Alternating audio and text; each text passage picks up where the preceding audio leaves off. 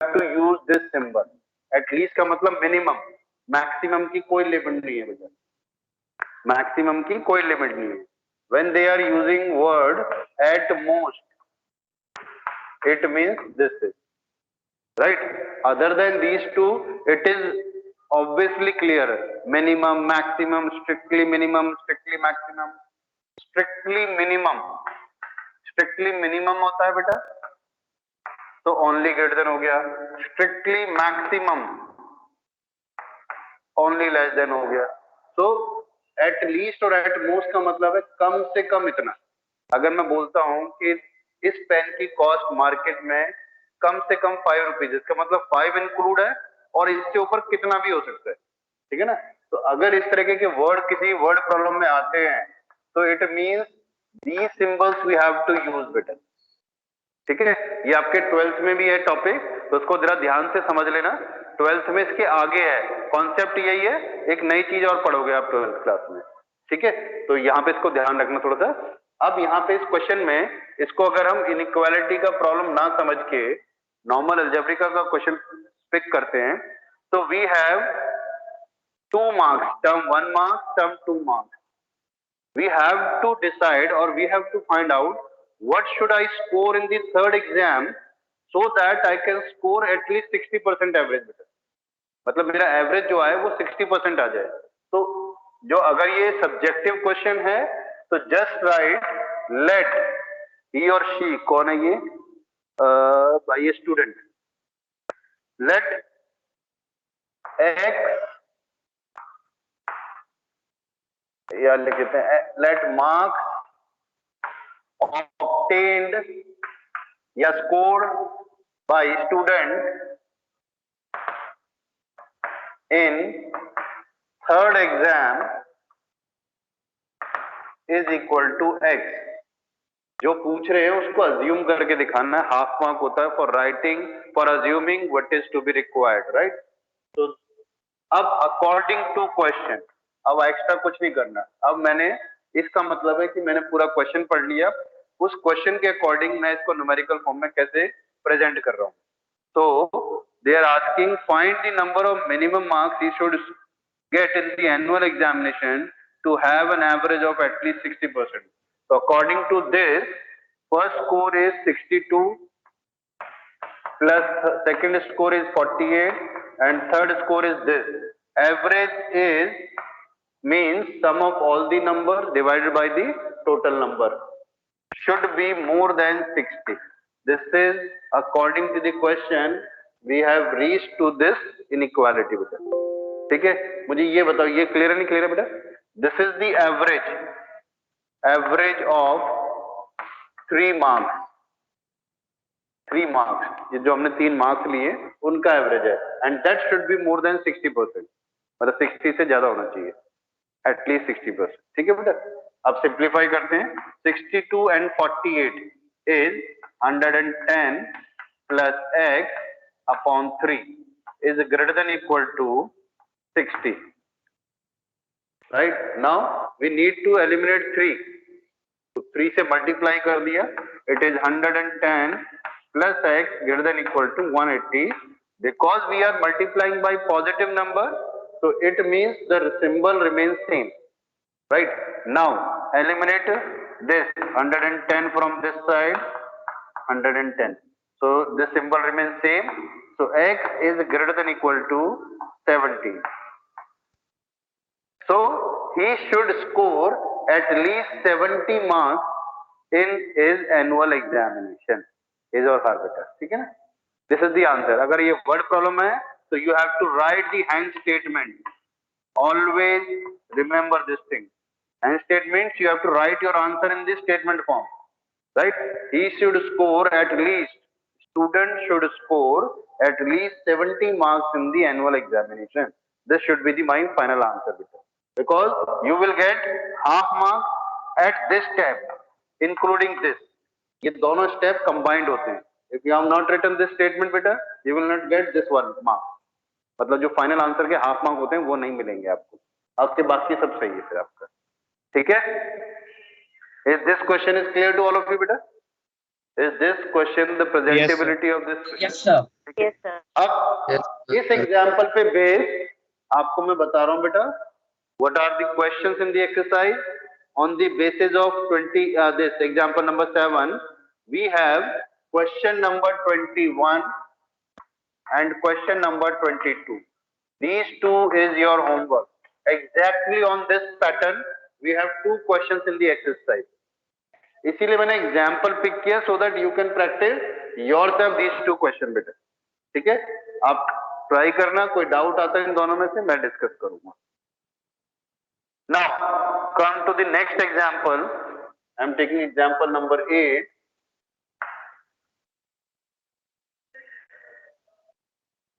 Subjective और objective word में बार बार यूज कर रहा हूं बेटा। अगर यही क्वेश्चन ऑब्जेक्टिव में आता तो there is no need to write anything, whatever I have written, whichever way you can find out the answer 70, that is your final answer. ठीक है, तो there is no presentation required for objective approach question like MCQ वगैरह। किसी के लिए कोई approach नहीं चाहिए कि आपने कैसे किया कैसे नहीं किया। ठीक है ना, आपको सिर्फ जिस भी रफ वे में आप जिस तरीके से भी कर रहे हो आप उसको फाइनल आंसर करेक्ट होना चाहिए। सब्जेक्टिव में आपका प्रेजेंटेशन बहुत मैटर करता है, इसीलिए मैं बार बार आपको बताता हूं कि ये स्टेप जरूर मेंशन करना और इस स्टेप को लिखने के नंबर मिलते हैं और इसके नहीं मिलते हैं। ठीक है, now I am taking example number 8। Find all pair of consecutive odd natural number both of which are larger than 10 such that their sum is less than 40। But एक ऑड नंबर में एक लॉजिक होता है। Odd number में first odd number is 1, second is 3, then 5, then 7 and so on, right. तो क्या logic है बेटा, सब में बताओगे मुझे? Logic is behind this odd numbers में क्या लॉजिक है? Anyone who can suggest? x+2 +2, very good. So this is +2 यानी कि कॉमन डिफरेंस 2 होता है। तो हमारा पहली लाइन है let the two consecutive natural number बोला बेटा इसमें, two consecutive odd natural number, odd natural number be, we are taking x comma x plus 2. These two odd natural numbers I have taken. First is x, the next should be plus 2. ठीक है, इसीलिए मैंने आपसे ये पूछा था। Next they are saying both of which are larger than 10 given. What is given in this question? X is also greater than 10 and this x plus 2 is also greater than 10.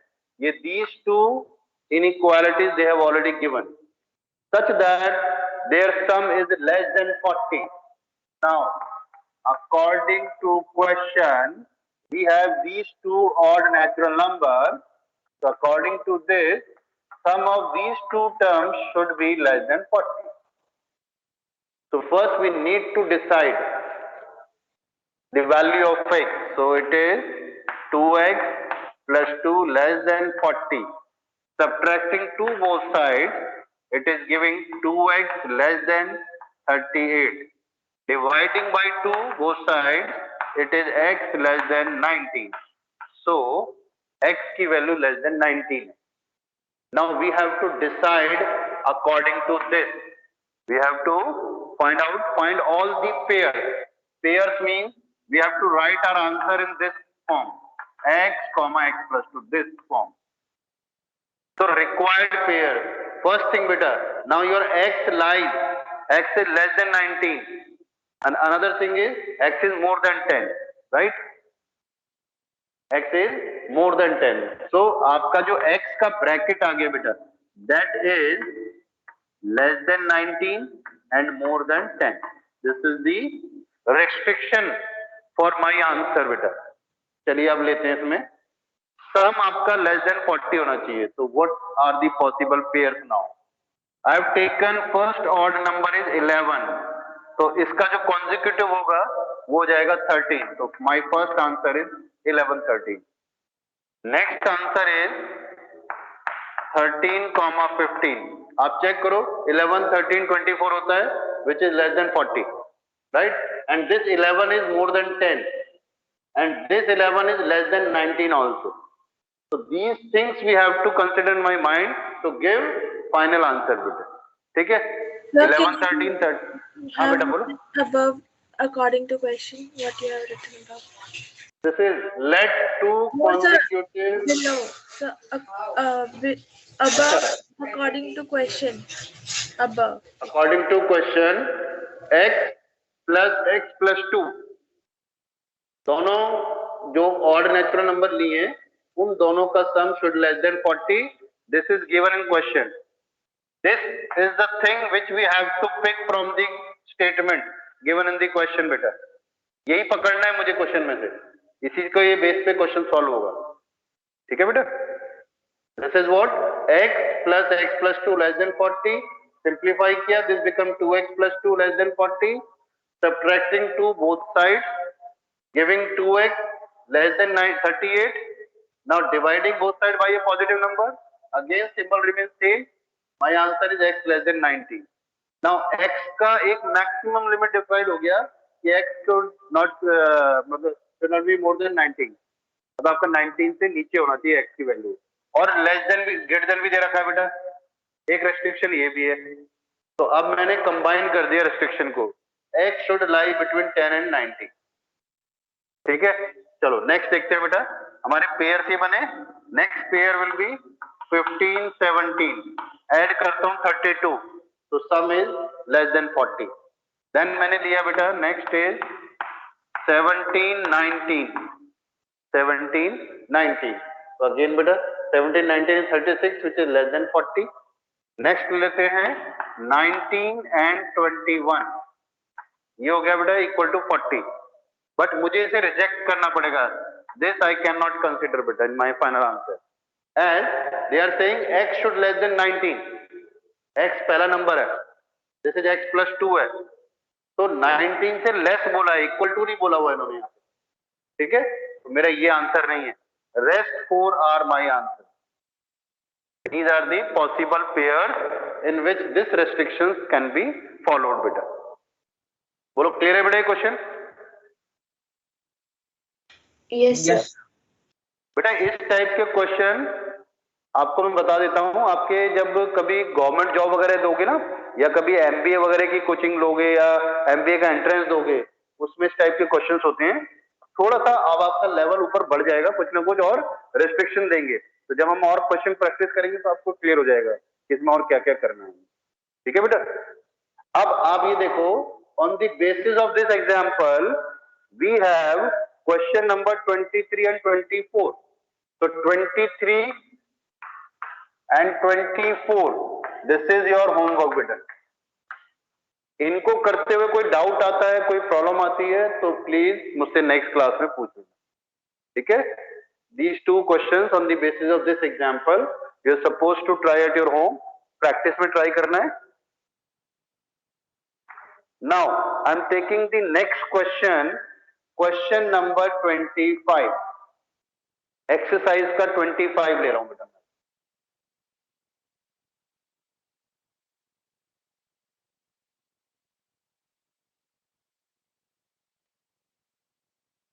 Exercise का 25 question ले रहा हूं मैं.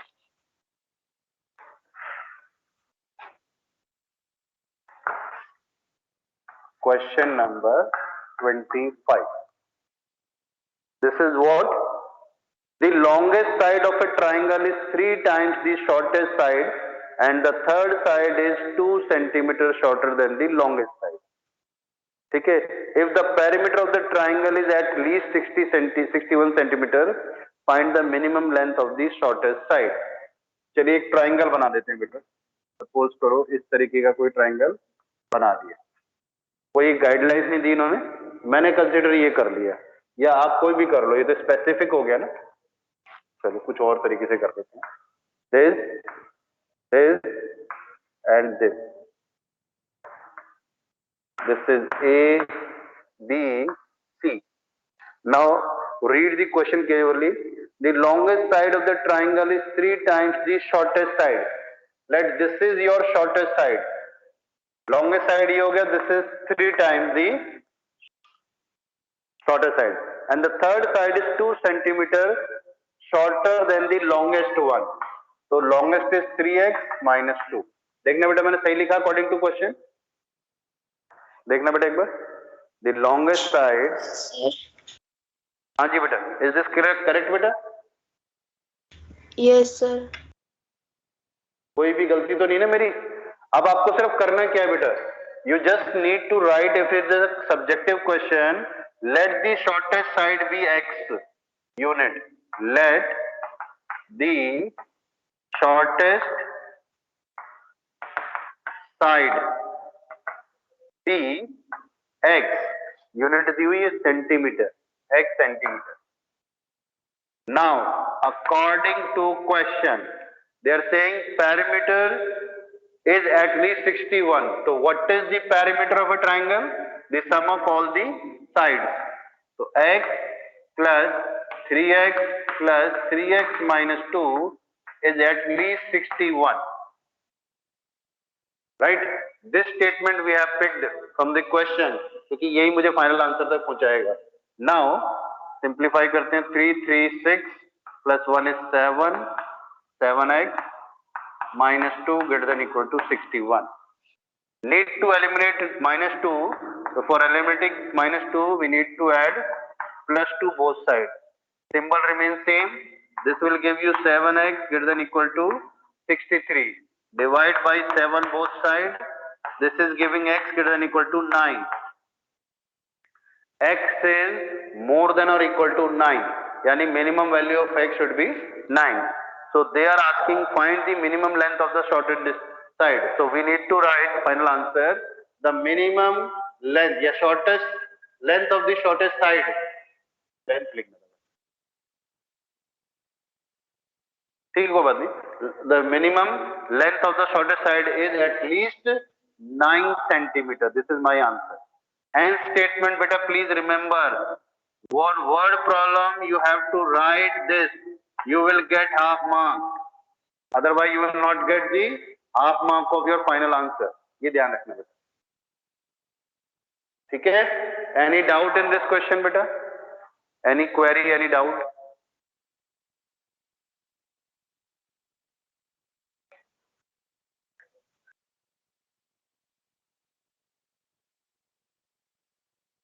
चलो last question I am taking 26 question बेटा. Question number 26. Question number 26 में ना आपको हिंट भी दे रखी है, तो पहले आप खुद ट्राई करना 26. Then I'll discuss this question if you find any problem. तो 26 में मुझे डिस्कस करने लायक मुझे कुछ नहीं दिख रहा, तो आप खुद ट्राई करेंगे 26. 26 question is your homework. Already hint is given. Hint is given. ठीक है? If still you find any problem, please ask me in the next class. So this topic is complete now. The first topic of the inequality chapter has been completed बेटा. यहाँ तक कोई doubt हो तो बताओ बेटा. कोई भी डाउट हो तो बताओ बेटा मुझे यहाँ पे. No sir. Sir एक बार ये बता दो इसका deleted portion मुझे समझ नहीं आया. इसका डिलीटेड पोर्शन कुछ है ही नहीं बेटा, सारा करना. Okay sir. पूरा करेंगे हम, क्योंकि ये 12th में भी है बेटा. 12th में हमें इतनी अपॉर्चुनिटी मिलता ही नहीं है. बाकी एग्जाम के टाइम पे हम क्या डिलीट कर रहे हैं वो बता देंगे. But because this chapter is totally इसी का कंटिन्यूएशन है बेटा. 12th में 6 मार्क का जो पेंडेमिक से पहले वाले का कंटेंट है. ओके, अगर पेंडेमिक ओवर हो गया तो एज इट इज वो पिछला चीजें कंटिन्यू हो जाएंगी बेटा. ठीक है ना? तो मैं इसमें से कुछ नहीं छोड़ूंगा. हाँ, एग्जामिनेशन पॉइंट ऑफ व्यू से अगर कुछ डिलीट होता है तो वो मैं आपको कन्वे कर दूंगा. But in the right now in this present situation will complete this chapter. ठीक है बेटा? Yes sir. सर एक मिनट, ये स्टार्टिंग के जो एग्जांपल्स है, एग्जांपल 1 और एग्जांपल 2, उसमें हमें क्वेश्चंस को डिफरेंट एज इन एक्स को कभी नेचुरल नंबर मान के, कभी इंटीजर, कभी रियल नंबर. तो वे इसमें कंफ्यूजन हो रही है कि ये इनमें डिफरेंस क्या है.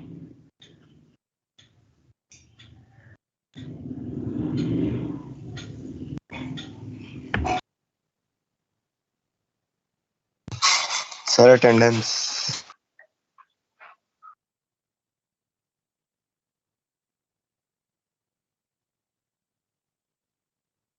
हाँ बेटा, अब आवाज दे. हाँ जी बेटा, आप कुछ बोल रहे थे बेटा, एक बार दोबारा बोलना.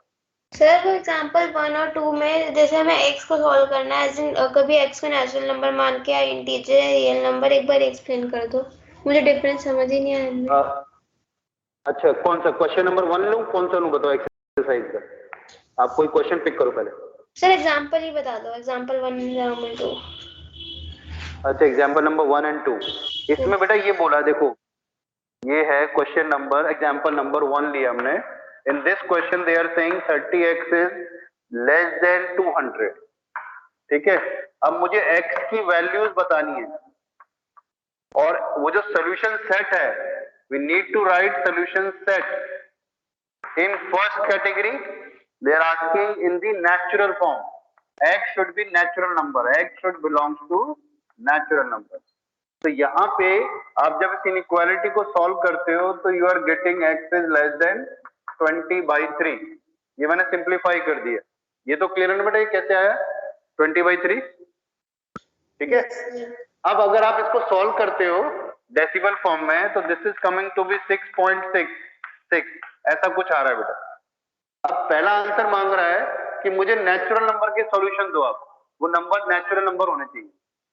तो लेस देन 6.6 मेरा आंसर आया x लेस देन 20/3। तो less than 6.6, which one is your first natural number? 6.6 से लेस पहला नेचुरल नंबर आपका 6 है बेटा। नेचुरल नंबर इससे नीचे नेक्स्ट हो गया 5, then 4, then 3, then 2, then 1। This is my answer, पहला आंसर बेटा। Next answer they are asking x belongs to integer. अब आपको पता है नेचुरल नंबर यहीं तक होते हैं, 1 से स्टार्ट होता है और इसके आगे जाता है, लेकिन इस कंडीशन को मैच करने वाले आंसर्स आपके सिर्फ 6, 5, 4, 3, 2, 1 है। आप चेक करना चाहते हो कि मैंने कैसे डिसाइड किया है। If we put x equal to 6 here actual question में, तो 30 into 6 is 180 and it is clearly visible that 180 is less than 200। It means this answer is verifying this condition। ठीक है, देखो नॉर्मली जब आप सॉल्व करते थे 2x plus 3 is equal to 5, तो आपका आंसर सपोज करो x इक्वल टू 1 आया। अब आपको टीचरों ने बताया होगा कि अगर मेरा आंसर कैलकुलेशन मिस्टेक ना हो या आप चेक करना चाहते हो कि ये कंफर्म मेरा आंसर है, तो आप क्या करते थे, x इक्वल टू 1 को आपने इक्वेशन में पुट किया, 2 into 1 plus 3 is equal to 5। yes, it is verifying, that's why my x equal to 1 is the 101% correct and satisfactory answer। Same way में we have to give the satisfactory result of this inequality with this restriction बेटा, natural number की restriction के साथ आपके solution set ये। ठीक है, दूसरा है इंटीजर। तो इंटीजर भी क्या होते हैं, इंटीजर में क्या होता है, जीरो और नेगेटिव पॉजिटिव दोनों होते हैं बेटा। तो मेरा आंसर थोड़ा सा बड़ा हो जाएगा, 6, 5, 4, 3, 2, 1, जीरो इंक्लूड हो गया, -1, -2, -3 एंड डॉट डॉट डॉट। ये मेरा आंसर हो गया इस केस में, बिकॉज जो इंटीजर नेगेटिव, क्योंकि लेस देन बोला है और लेस देन की कोई लिमिट डिफाइन नहीं करी है, तो मेरा भी ये डॉट डॉट डॉट डॉट चलता चला जाएगा। And these all answers are verifying this situation। Either you put -3 से करता हूँ -90 is obviously less than 200। 0 put करते हो तो 0 is less than 200। 2, 3 पुट करते हो तो 390 हो गया, 90 is less than 200। So these are the sets, these are the solution set with satisfying this inequality। Right, अब नेक्स्ट जो मैंने अपनी तरफ से ऐड कर दिया था इसमें, फॉर रियल नंबर्स। तो रियल नंबर्स क्या होता है, रियल नंबर नंबर्स का यूनिवर्सल सेट होता है बेटा। रियल नंबर तो ऑलरेडी आपको एक नंबर दे रखा है, ये भी नंबर मैंने अज्यूम किया है, मुझे नहीं पता ये 20/3 जो नंबर है वो रियल फॉर्म में एग्जैक्टली क्या है, मुझे भी नहीं पता। कुछ बच्चे बोलेंगे सर मैं इसको ऐसा लिख देता हूँ 6.667, ठीक है ना। फिर दूसरा बच्चा बोलेगा सर नहीं मैं तो ये लिखूंगा 6.66667। तो दोनों में से कोई गलत नहीं है, क्योंकि ना उसे पता है, ना उसे पता है, और ना आपके टीचर को पता कि एक्चुअल रियल नंबर में क्या बनेगा, ये मुझे भी नहीं पता। तो अब रियल नंबर की फॉर्म में आंसर हम कैसे लिखते हैं, ठीक है, दिस 20/3 बिकॉज इसके लेफ्ट में जितने भी नंबर पॉसिबल हैं वो सारे नंबर लेने हैं, चाहे वो आपका रियल नंबर हो, फ्रैक्शन हो, नेचुरल नंबर, इंटीजर, सब में इसमें इंक्लूड हो गए। तो इसलिए 20/3 ओनली लेस देन साइन है तो मेक अ ओपन इंटरवल, और लेफ्ट साइड जा रहे हैं तो माइनस इन्फिनिटी तक जाएंगे, make a open interval. So this is my final answer for real case when we are talking about the real. और जब क्वेश्चन में कुछ नहीं लिखा, खाली सॉल्व लिखा है, so we have to write answer in real form. इस फॉर्म में आंसर लिखना है। अगर खाली क्वेश्चन में लिखा है सॉल्व, तो it means we have to give our answer in real number form. ठीक है बेटा, बोलो, यहां तक क्लियर है बेटा? बोलो किसका डाउट था बेटा ये?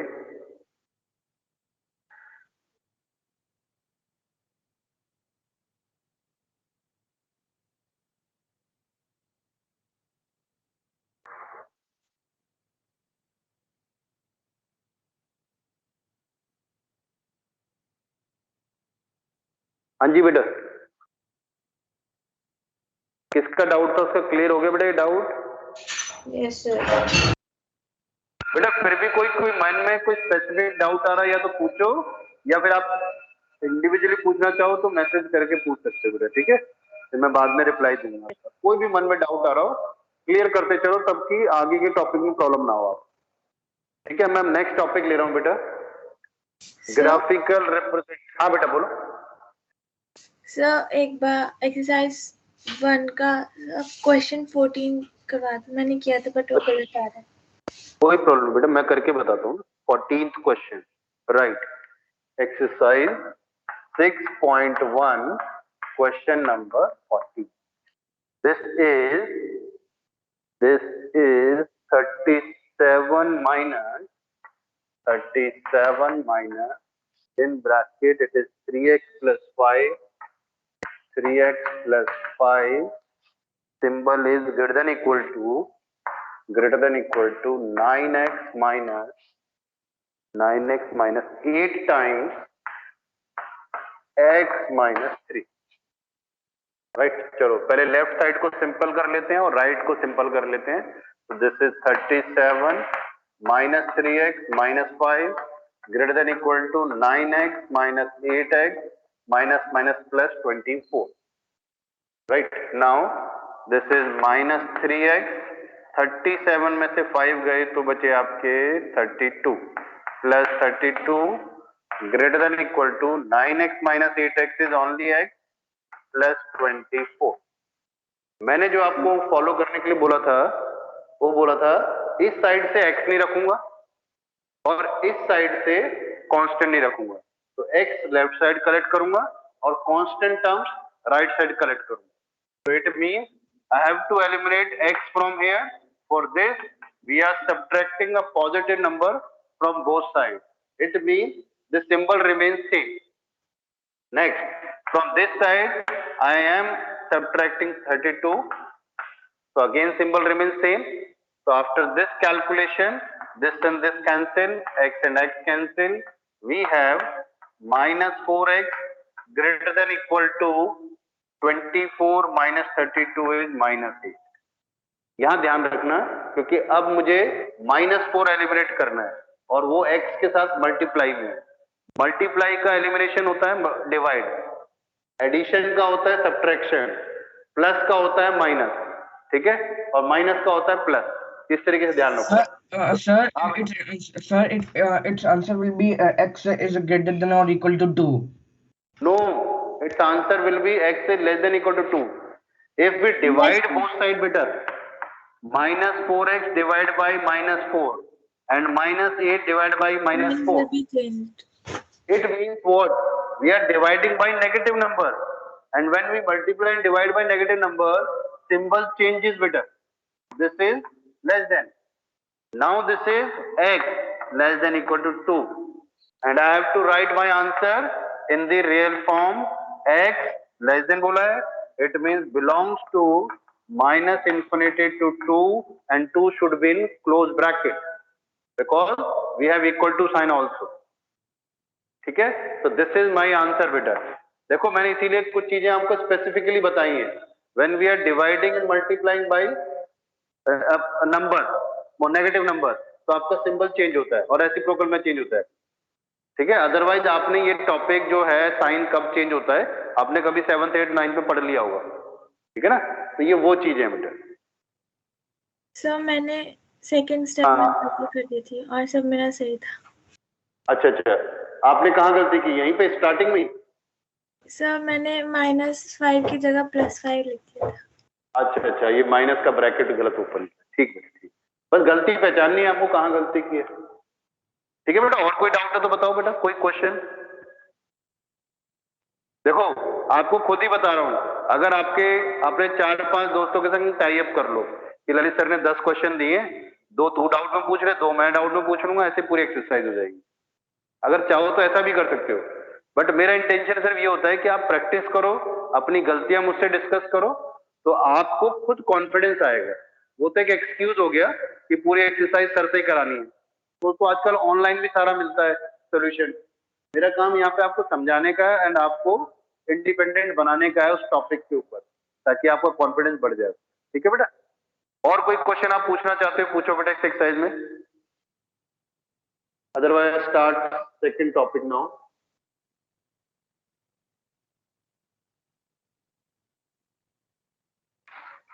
चलो मैं नेक्स्ट टॉपिक स्टार्ट कर रहा हूं।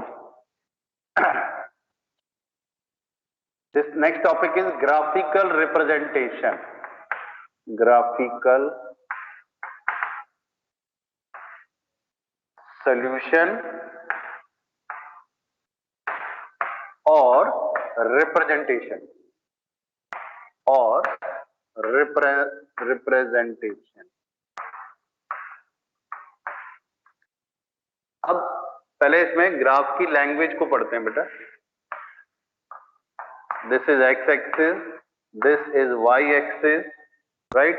And we know that all positive, both x and y positive is in first quadrant, negative positive in second quadrant, negative negative in third quadrant, and positive negative is in fourth quadrant. So these are the sign of your x axis and y axis in the particular quadrant. ये basic है जो हम पहले पढ़ चुके हैं।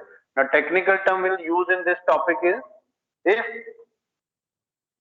the graph of any inequality, यानी किसी भी कर्व का ग्राफ ये बनता है सपोज करो, तो उसका ये वाला जो साइड है that is known as left half plane. Left side half plane, इसके लेफ्ट, इस लाइन के लेफ्ट में जितना भी पोर्शन है that is known as left half plane, ठीक है। एंड इसके राइट साइड में that is known as right half plane, ठीक है बेटा। I hope this is clear. सिर्फ ये टर्मिनोलॉजीज हैं जो हम इस टॉपिक में यूज करेंगे, तो वो आपको पता होना चाहिए। कोई भी लाइन ड्रॉ की मैंने किसी भी इक्वेशन की, उसका लेफ्ट साइड हो गया left half plane, this is right half plane, यानी उस लाइन के बारे में बात कर रहे हैं, उसका राइट हैंड साइड और उसका लेफ्ट हैंड साइड, इस तरीके से, ठीक है। दूसरी चीज ले रहा हूं मैं अब,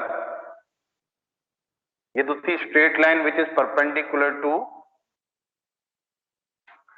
और कोई लाइन है, सपोज करो मैंने ये लाइन ले ली, कोई भी लाइन हो सकती है इस तरीके की, तो ये इंडिकेट कर रहा है, this side is indicating upper portion of this line, so this is known as upper half plane, and this is known as lower half plane, right बेटा। उस लाइन का ऊपर का portion is known as upper half plane और नीचे का portion lower half plane, इस तरीके से।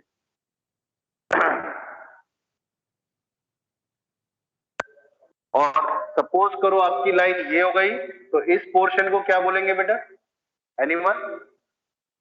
Now line perpendicular to y axis, ठीक है। अगेन बेटा upper half plane and downward is lower half plane, lower half plane. तो आपको क्या देखना है बेटा, अब आप कहोगे कि कैसे, जो भी line perpendicular to x axis है, ठीक है ना, उसी का लेफ्ट और राइट होता है, और थोड़ा सा भी टिल्टेड हुआ तो उसमें अपर और लोअर क्लियरली दिख जाता है। अपर और लोअर पता चल जाता है कि ये इसका अपर पोर्शन है और ये इसका लोअर पोर्शन, ठीक है।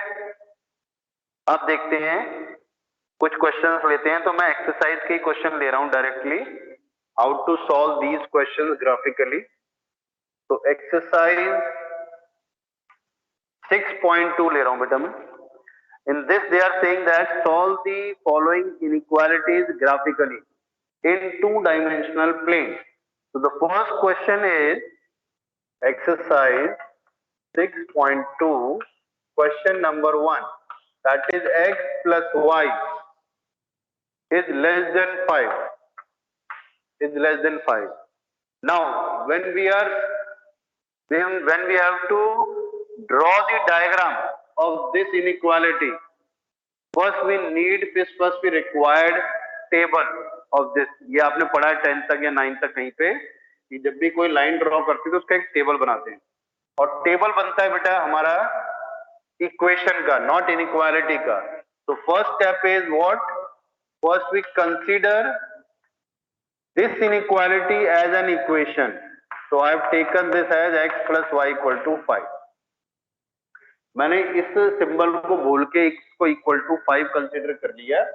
Now make a table for making a line, for making a line we required at least 2 point, minimum 2 point चाहिए, इससे ऊपर आपकी मर्जी है। 2 पॉइंट से लाइन बन जाती है, तो हमें अपना टाइम भी सेव करना है, तो we are just finding the 2 point. और पॉइंट्स भी कैसे निकालने हैं, एक बार x को 0 ले लो, एक बार y को 0 ले लो। If x is 0, y is 5. If y is 0, x is 5. X is 5. So this is my table for this inequalities graph, right? अब आ जाओ, अब इसका ग्राफ ड्रॉ करते हैं। ध्यान से देखना बेटा इसको। तो x एक्सिस पे 5 तक, y एक्सिस पे 5 तक मार्क कर लो पहले, 1 2 3 4 5। चलिए, when x is 0, y is 5, make a cross graph, जैसे भी आप बनाते हो बेटा उस तरीके का ग्राफ बनाओ, and this is when x is 5, y is 0। Now मैंने इन दोनों पॉइंटों को ज्वाइन कर दिया। स्केल का यूज करना है, no use of free hand बेटा, ठीक है। स्केल को यूज करके डायग्राम बनाना है, and this you have written x plus y equal to 5। तो ये 10th का ग्राफ है जो आपने 10th में सीखा था कि अगर x plus y equal to 5 है तो उसका ग्राफ ऐसे बनेगा। अब 11th का यानी कि इनइक्वालिटी का ग्राफ क्या है, इनइक्वालिटी ये कहती है इसमें इक्वल टू नहीं है बेटा, पहली चीज तो इसमें इक्वल टू का साइन नहीं है। अगर इक्वल टू का साइन नहीं है तो इसका जो लाइन बनेगी वो डॉटेड लाइन बनेगी, यानी आपका वो डॉटेड लाइन दिखनी चाहिए, ना कि dark line. This should be dotted, not dark line, जैसे मैंने पहले बनाया था वो थी इक्वल टू का ग्राफ, ओनली इक्वल टू का ग्राफ, और इक्वल टू का ग्राफ यही खत्म हो जाता है लाइन बनाने के बाद। लेकिन whenever we have less than और ग्रेटर देन साइन, तो वो मानता है कि कौन से पोर्शन को इंडिकेट कर रहा है, विच पोर्शन, ठीक है। तो अब इसका ग्राफ क्या होगा देखो। First thing here this point is known as what, anyone बेटा क्या नाम लिखते हैं इसका, इस पॉइंट का intersection of x axis and y axis is known as what, क्या बेटा, origin. Origin. So we have written this origin, and what are the coordinates of origin beta? 0, 0. 0, 0. This is the point which is clearly visible on this 2D plane. This is the only point which is clearly, or we can say that blindly we can say that this is origin, 0 0, ठीक है। ये point मुझे clearly visible है कि वो इस जगह पे है। तो हम क्या करते हैं, हम इस ओरिजिन को इस पे वेरीफाई करेंगे to giving the final concluded graphical solution बेटा, ठीक है। तो अब मैंने क्या किया, इसमें x की वैल्यू 0 पुट की और y की 0, ओरिजिन को मैं इस इनइक्वालिटी में वेरीफाई कर रहा हूं। तो x0 y0 दोनों को ऐड किया, so this is giving you 0 less than 5. You just tell me, is this true or false, beta? 0 is less than 5. Is this true or false? True. This is true. If this is true, beta, true, it means this origin is verifying this inequality. इस line को वो verify कर रही है. अगर true है तो towards this आपको शेडिंग करनी है. ओरिजिन जिस डायरेक्शन में है उस तरफ उसकी शेडिंग कर दो. और सपोज करो ये लेस देन की जगह पे ग्रेटर देन साइन होता, तो अब ये क्या है बेटा? फॉल्स है ना. 0 इज नॉट ग्रेटर देन 5. अगर इसकी जगह ग्रेटर देन साइन होता तो ये फॉल्स हो जाता. ये ओरिजिन इस इनइक्वालिटी को वेरीफाई नहीं कर रहा इस केस में, जब when it is a greater than sign बेटा.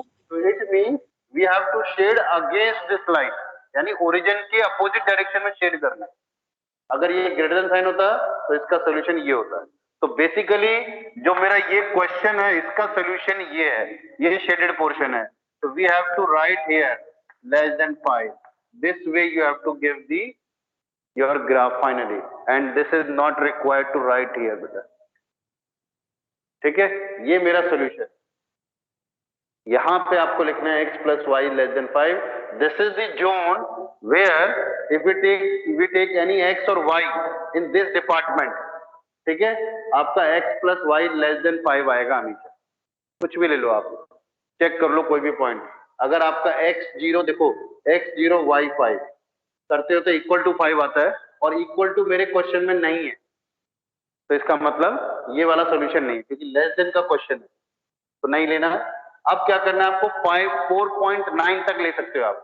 तो x की वैल्यू 4.9 ले लो आप, सॉरी y की वैल्यू 4.9 ले लो आप, और x की वैल्यू आप कुछ भी ले लो, 0 ले लो, माइनस में ले लो, क्योंकि इस साइड रहना है मुझे.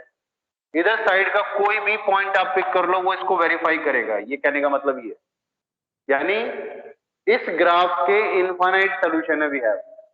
इस इनइक्वालिटी के इनफाइनाइट सोल्यूशन है, but that is in the left plane, left half plane of this line बेटा. ये ध्यान रखना. बोलो क्लियर है नहीं क्लियर है बेटा?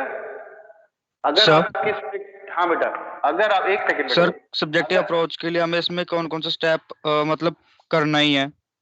ठीक है, बताता हूँ. देखो, this is required that you are considering first this as an equation.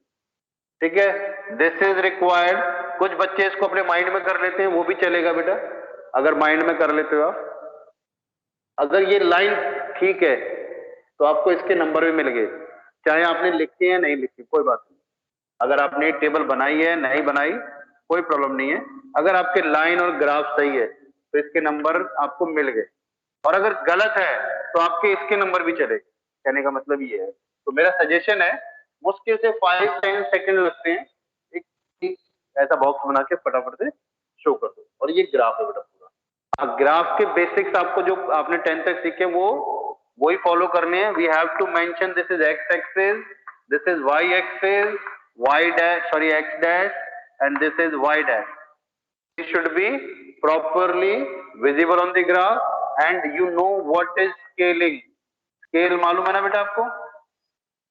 मालूम है बेटा स्केल क्या होता है? yes. आपने एक बॉक्स को एक यूनिट लिया है, तो right one box is equal to 1 unit, जो भी आप ले रहे हो, on x axis and y axis both.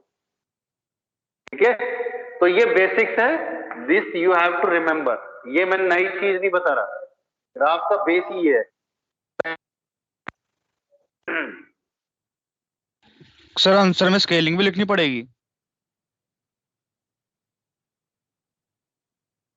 ठीक है बेटा, ये बेस वही है आपका. बेस को आपको चेंज नहीं करना, मतलब जो आपने पढ़ा है. ग्राफ का बस मतलब ये होता है, आपकी लाइनें स्ट्रेट होनी चाहिए जिसमें नंबर मिलते हैं. मतलब मैं 11th एंड 12th में बहुत जो बारीक चीजें ध्यान रखता हूँ, क्योंकि 12th की कॉपी चेक करने भी जाता हूँ. वहां पे जितने भी सीबीएसई के कोऑर्डिनेटर्स वगैरह हैं, वो यही कहते हैं कि हमने ग्राफ किस में दिया है. आपको जो शार्प टिप पेंसिल यूज करनी है, पहली चीज. जो ग्रीन लाइन बनी हुई है उस पे अगर आप एक्सिस बना रहे हो तो वहां पे आपका वो ग्रीन लाइन विजिबल नहीं होनी चाहिए पेंसिल के अंदर. समझ रहे हो मेरी बात? यानी आपको पेंसिल से इस तरीके से लाइन पे खींचनी है लाइन, जिससे कि उसके नीचे का जो ग्रीन पोर्शन है वो नहीं दिखना चाहिए। यानी कुछ लोग है ना टेढ़ी लाइन बना देते हैं, स्केल से भी टेढ़ी लाइन बना देते हैं ऐसे करके, तो इसके नीचे का जो ग्रीन लाइन है वो दिख रही होती है, तो वहीं पे ये रेड पेन चला और यहाँ पे नंबर कट गया। एक्स एक्सिस मेंशन नहीं किया, रेड पेन चल गया, और सीबीएसई में कहीं पे रेड पेन चला, इसका मतलब आपको नंबर काटने हैं विद योर जस्टिफिकेशन। तो सर्कल का मतलब ही बच्चों को अपने आप समझ में आ जाता है कि यहाँ पे मैंने ये एक्स नहीं लिखा है यहाँ पे, इसलिए यहाँ पे मेरे नंबर कटे। तो बेसिक्स आप अपने ध्यान रखोगे, बेसिक में कोई गलतियां नहीं होनी चाहिए, ठीक है। और कोई डाउट बेटा? सर और जो आपने स्केल लिखा है कि is equals to 1 unit, sir ये भी लिखना पड़ेगा हमें हम अपने आंसर में जब ग्राफ बनाएंगे? आपको अगर ग्राफ मांगा है बेटा, सब्जेक्टिव है, तो ये these are the basics of the graph बेटा।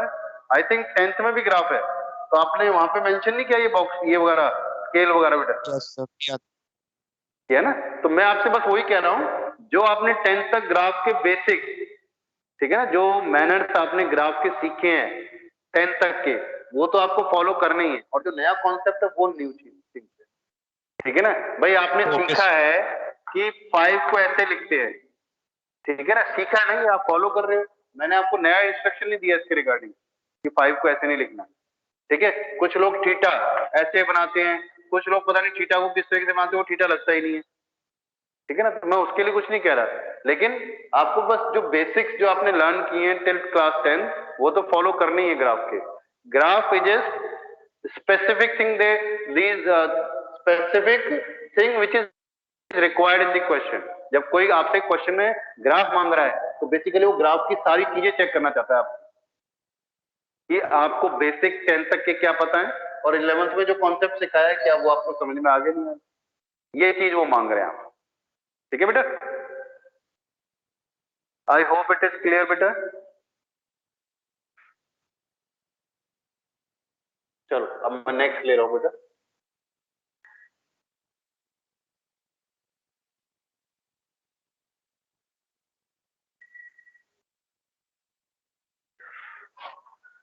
नेक्स्ट क्वेश्चन मैं ले रहा हूं इसमें आपके पास क्वेश्चन नंबर 3 लेते हैं बेटा। चलो question number 3, question 3 is 3x + 4y less than equal to 12। इसमें इक्वल टू का साइन भी है, लेस देन भी है, राइट। अब पहला काम, consider this as an equation and now make box x y. If we have x equal to 0, so value of y is 3. If we have y equal to 0, value of x is 4. So this is the table, right? Now make graph. Again y axis, x axis, basics आपको वैसे ही लिखने बेटा, ध्यान रखना इस चीज को, बार बार कह रहा हूं। Now 1 2 3 4 5, 1 2 3 4 5, ठीक है। Now draw this 0 to 3, this is the point, and 4 0, this is the point. इसको ड्रॉ करो, एक्सटेंड करो आगे तक, right? Now as we have equal to sign here, so we are making a dark line.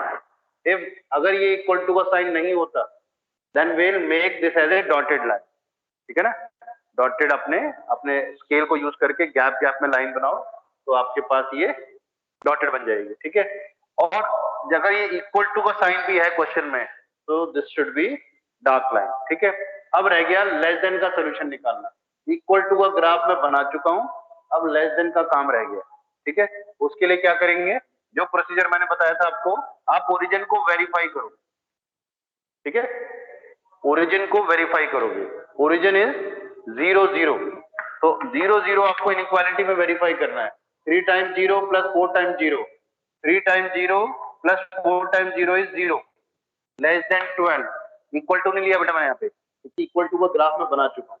इसका मतलब इस line के ऊपर जितने भी पॉइंट आएंगे वो इसके इस इनइक्वालिटी के सॉल्यूशन है, ठीक है। और जब स्ट्रिक्ट इनइक्वालिटी थी, it means all the point which lies on that inequality straight line these are not the solution set of this inequality. ठीक है बेटा? तो अब रह गया आपका शेडेड पोर्शन. तो 0 is less than 12. 0 is less than 12. Is it true or false beta? This is true. 0 is less than 12. This is true. Clear beta? बोलो. 0 is less than 12. True or false?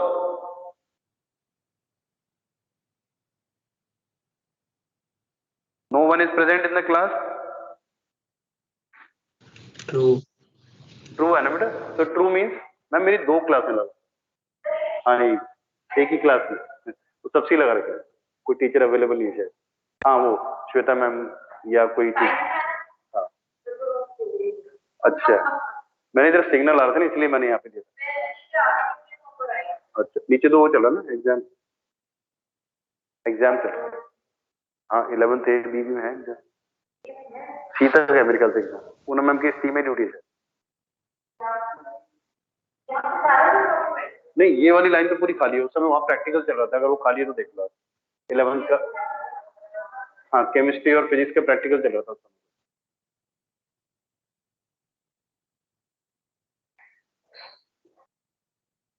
हाँ जी बेटा, अगर ये true है इसका मतलब क्या मैंने बताया था, टुवर्ड्स दी ओरिजिन हमें शेड करना है, क्योंकि इस लाइन ने इस इनइक्वालिटी को इस पॉइंट ने वेरीफाई किया है. It means we have to shade towards the origin, और ओरिजिन इस लाइन के इस तरफ है, तो हमने इसको सॉल्व कर दिया. Right now first you right here 3x + 4y = 12.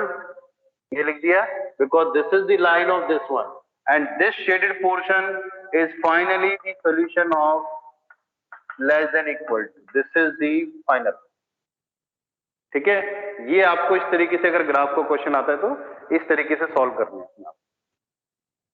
ठीक है, अब इसमें थोड़ा सा डिफरेंट क्वेश्चन मैं लेता हूं. डिफरेंट क्वेश्चन है डिफरेंट. चलिए डिफरेंट वाले क्वेश्चन है हम आपके 9th और 10th. अब मैं 9th और 10th ले रहा हूं बेटा. क्वेश्चन नंबर बेटा कोई डाउट तो नहीं है इस क्वेश्चन में? क्वेश्चन नंबर 3 में कोई डाउट तो नहीं है बेटा? ठीक है sir. Okay.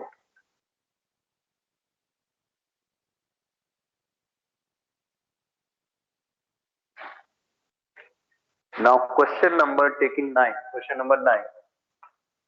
Question number 9 is y is less than -2. y is less than -2. This is my question बेटा. ठीक है, पहली चीज लेते हैं, कंसीडर y = -2. y = -2. इसका ग्राफ बनाना है बेटा. y = -2 का ग्राफ आपको मालूम है क्या बनेगा? -2 पे जो भी है y = -2. ठीक है बेटा, तो ये हो गया आपका graph. But in this question no equal to sign. Question no equality sign is there.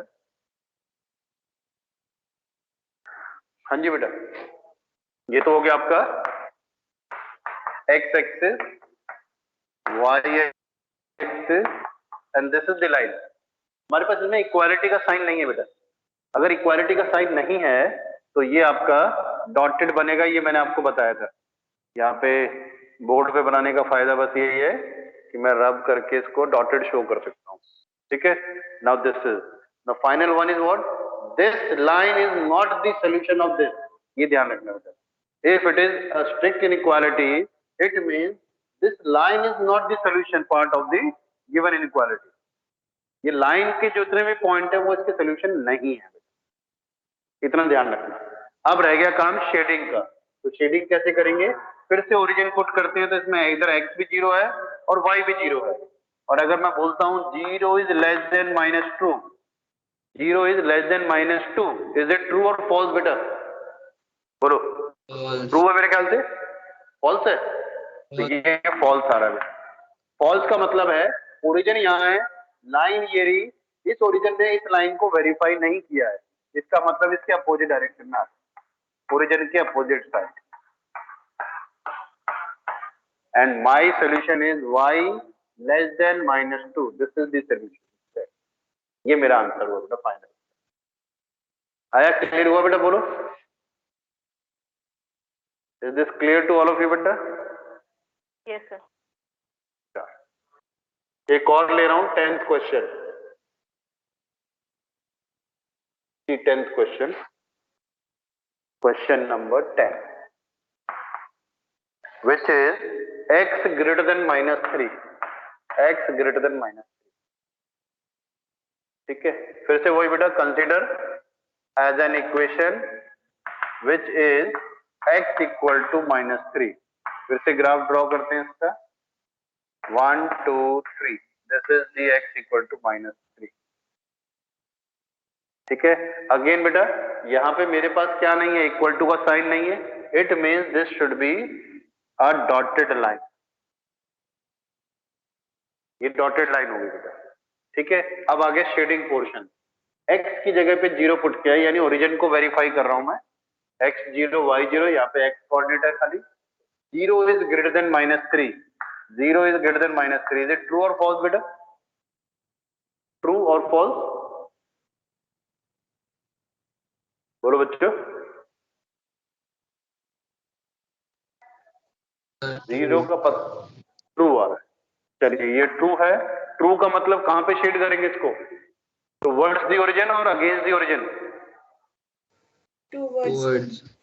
Towards.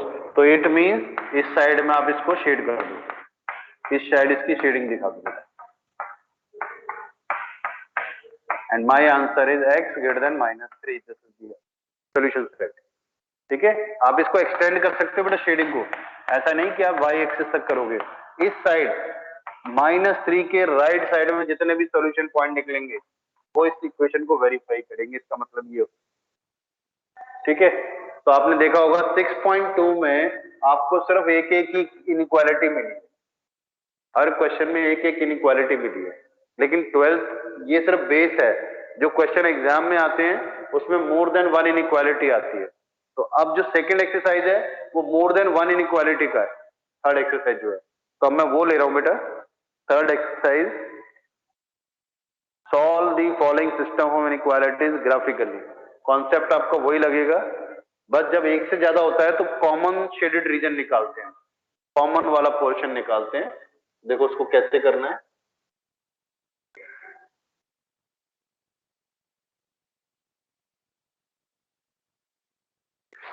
Exercise 6.3 yes. Now first, चलो पहला ही क्वेश्चन लेते हैं इसका, क्वेश्चन नंबर 1 लेते हैं, which is x greater than equal to 3, greater than equal to 3 and y is greater than equal to 2। ये दो लिए बेटा, क्वेश्चन नंबर 1 है ये 6.3 का बेटा। फिर से वही, अगर मैं इसे कंसीडर करूंगा इक्वेशन तो x इक्वल टू 3 आएगा एंड y इक्वल टू 2। अब इसका ग्राफ ड्रॉ करते हैं। ये रहा आपका 1 2 3 1 2 3, y इज इक्वल टू 2 है, ये लाइन हो गई, और x इक्वल टू 3 है, this is the. Now this is x equal to 3 and this is y equal to 2। तो इक्वालिटी का ग्राफ मैं बना चुका हूं क्योंकि इसमें इक्वल टू भी है, तो इक्वालिटी का ग्राफ बना चुका हूं। अब जो सिंबल है, इनइक्वालिटी सिंबल है, उसका ग्राफ बनाना है। तो 0 इज ग्रेटर देन 3, ट्रू और फॉल्स बेटा? पहला वाला आपको दे रहा है, अगर मैं इस ओरिजिन को वेरीफाई करता हूं, this is giving 0 greater than 3, दूसरा दे रहा है 0 ग्रेटर देन 2, ये भी फॉल्स है और ये भी फॉल्स, दोनों फॉल्स आ रहे हैं। और फॉल्स का मतलब ये कहते हैं कि अगेंस्ट दी ओरिजिन आपको शेडिंग करनी है, तो ये भी आपको इस साइड एरो बनाने के लिए बोल रही है, इस साइड शेडिंग करने के लिए बोल रहा है। ठीक है, और y वाला भी आपका फॉल्स है, तो ये इस साइड शेडिंग करने के लिए बोल रहा है। यही हुआ ना इसका मतलब बेटा? बताओ, देखो देखना बेटा, एरो का मतलब है इस साइड शेडिंग करनी है। बोलो क्लियर है नहीं क्लियर? पहले ही बताओ बेटा। अब मुझे फाइनल आंसर लिखना है जो दोनों को सॉल्यूशन को वेरीफाई कर रहा है। तो जो दोनों का कॉमन शेडेड रीजन रीजन है, कॉमन शेडेड। देखो इस वाले डिपार्टमेंट में एक्स वाली लाइन की शेडिंग हो रही है, वाई की शेडिंग नहीं है यहाँ पे, ठीक है। इस वाले डिपार्टमेंट में किसी की भी शेडिंग नहीं है, इस वाले डिपार्टमेंट में किसी की भी शेडिंग नहीं है, इधर किसी की नहीं है, यहाँ पे सिंगल शेडिंग है, इधर भी सिंगल शेडिंग है, ठीक है। इधर देख रहे हो आप सिंगल शेडिंग है, सिंगल शेडिंग है। This is the only portion where x line की शेडिंग का भी पोर्शन आ रहा है और वाई वाली साइड का भी पोर्शन आ रहा है। तो ये मेरा आपको इसको फाइनली शेड करके दिखाना है प्रॉपरली।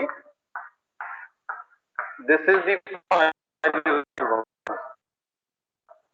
और आपने पेंसिल से इसमें थोड़ा सा इंडिकेशन दिया है, बाद में इसको रब कर दोगे तब भी ठीक है, नहीं करोगे तब भी ठीक है।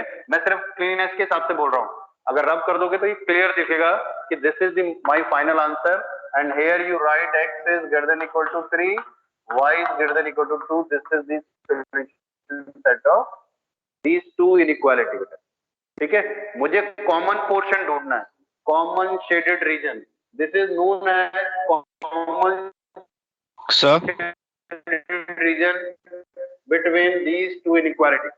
और यहाँ पे जितने भी पॉइंट हैं वो दोनों को मिलेंगे, आप कोई भी पॉइंट चेक करके देख लो इस डिपार्टमेंट में कौन कौन से पॉइंट आएंगे, because this is 3 and 2।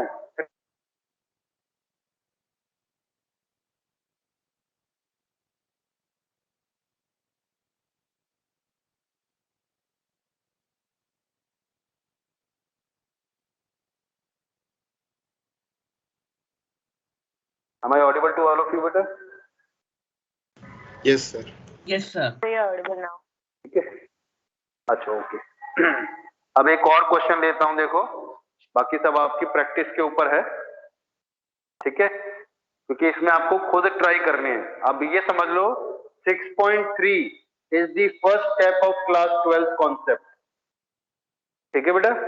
6.3 is the first concept, base of the concept which we will learn in class 12। मतलब इसके बाद ये तो बनाना ही है 12th में, इतना पोर्शन कॉमन शेडेड रीजन तो बनाना ही है, उसके बाद मुझे आपको एक नया कॉन्सेप्ट। हाँ जी बेटा बोलो। सर अगर हमारे दोनों इक्वेशन में से कोई भी कॉमन पोर्शन नहीं आ रहा तब क्या करेंगे हम? कुछ है ही नहीं, फिर वही जो नहीं आ रहा उसका नहीं आ रहा, वो दिख जाएगा आपको, उसका आंसर होता है नो सोल्यूशन। यानी ऐसा कोई सोल्यूशन ही नहीं है कि दोनों को सेटिस्फाई कर सके एक ही टाइम पे। अब इसका मतलब है कि एक ही टाइम पे दिस सेट जो है ये एक ही टाइम पे आपका इन दोनों इनइक्वालिटी को सेटिस्फाई करेगा। आप यहां में से कोई सा भी पॉइंट ले लो आप, वो इसको भी वेरीफाई करेगा, इसको भी वेरीफाई करेगा, ठीक है ना। सपोज करो इसका इधर आ रहा है, इसका कहीं पे भी और आ रहा है, अपोजिट डायरेक्शन में आ रहा है, तो कोई सोल्यूशन नहीं है बेटा। ऐसे आएंगे आपके पास क्वेश्चन, ठीक है ना, ऐसा भी हो सकता है। अब नेक्स्ट क्वेश्चन देखो। हाँ जी चलो नेक्स्ट क्वेश्चन लेते हैं बेटा। चलो देख के थोड़ा सा बड़ा सा क्वेश्चन लेते हैं, बड़ा सा मतलब जिसमें एक से ज्यादा हो। आई एम टेकिंग क्वेश्चन नंबर। हाँ बेटा बोलो। कुछ ऐसे समझ में कोई भी क्वेश्चन आपके माइंड में जो आता है वो लो, मैं उसको सॉल्व करता हूँ। जैसे मैं ले रहा था 11th क्वेश्चन जिसमें 3 इनइक्वालिटी, ठीक है। लो बेटा 11th क्वेश्चन, या आप 11 से पहले बताओ कोई क्वेश्चन आप चाहते हो कि सर ये और डिस्कस करो, जो देख के आपको वेird सा लग रहा है। नेम एनी क्वेश्चन बेटा, otherwise I will take 11th question.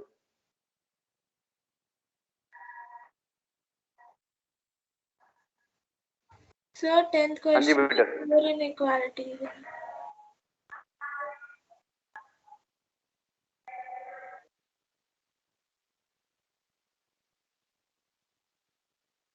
हाँ मैं 10th ले लेता हूँ, चलो 10th क्वेश्चन ले लेता हूँ sir.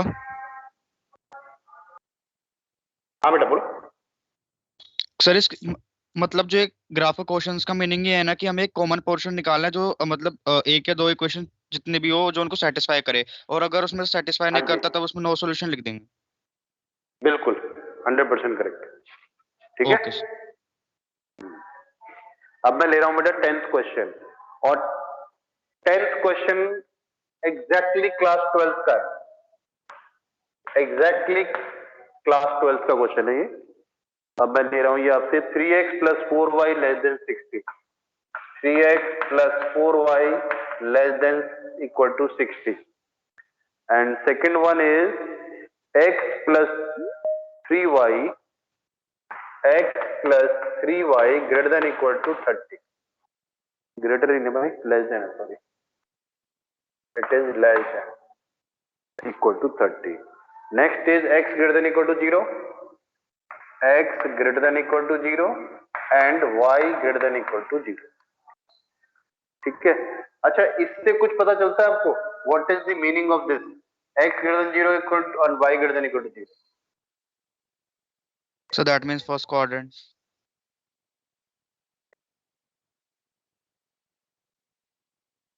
Yeah, very good. First quadrant. This indicates that x will be in the first quadrant. ठीक है ना?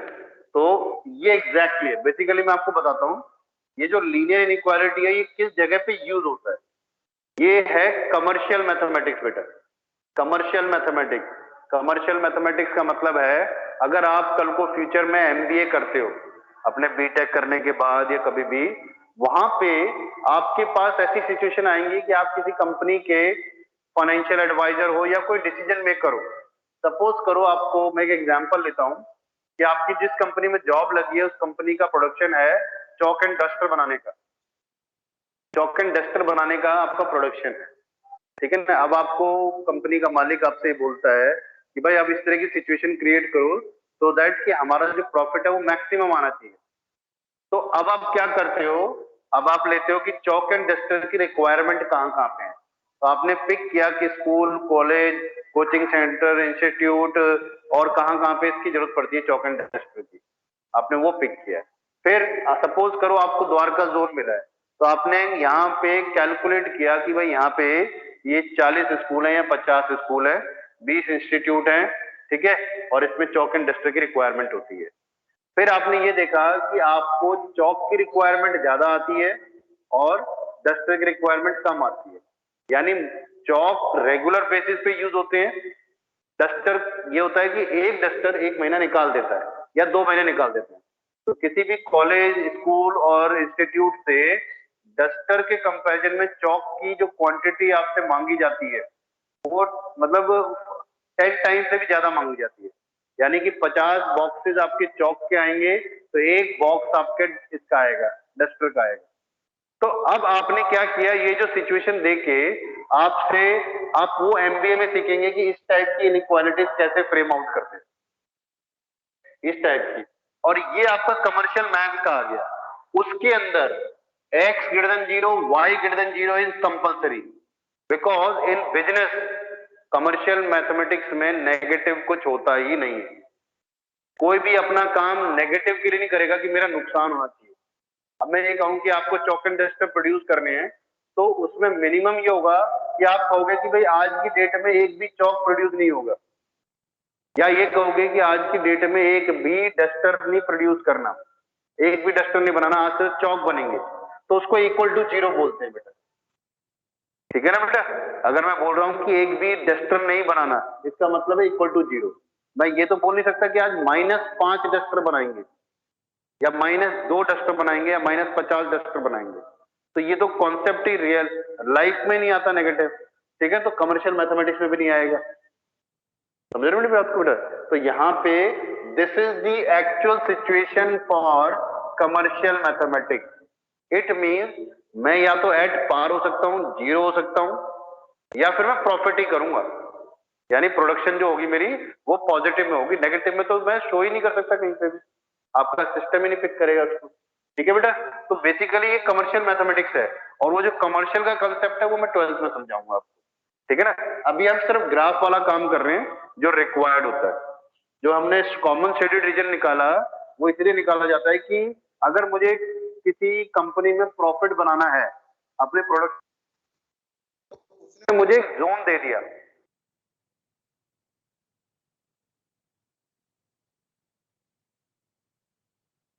उसने मुझे, उस शेडेड रीजन ने मुझे एक जोन दे दिया कि मुझे इस काम को करना है बेटा, इस जोन इस रीजन में काम करना है, ठीक है ना भाई। आप सपोज करो कोई भी स्कूल है, कुछ इंटरनेशनल स्कूल है जिनके यहाँ चौक एंड डस्टर का कोई यूज ही नहीं है, वो टच स्क्रीन वाला है, उस पर पढ़ाते हैं या फिर मार्कर यूज करते हैं, तो चौक एंड डस्टर रिड्यूस। तो आपने क्या किया, जो कॉमन शेडेड रीजन निकाल रहे हो उसके अलावा जितना भी पोर्शन आपका हटा है वो है जिसमें मुझे वर्क नहीं करना।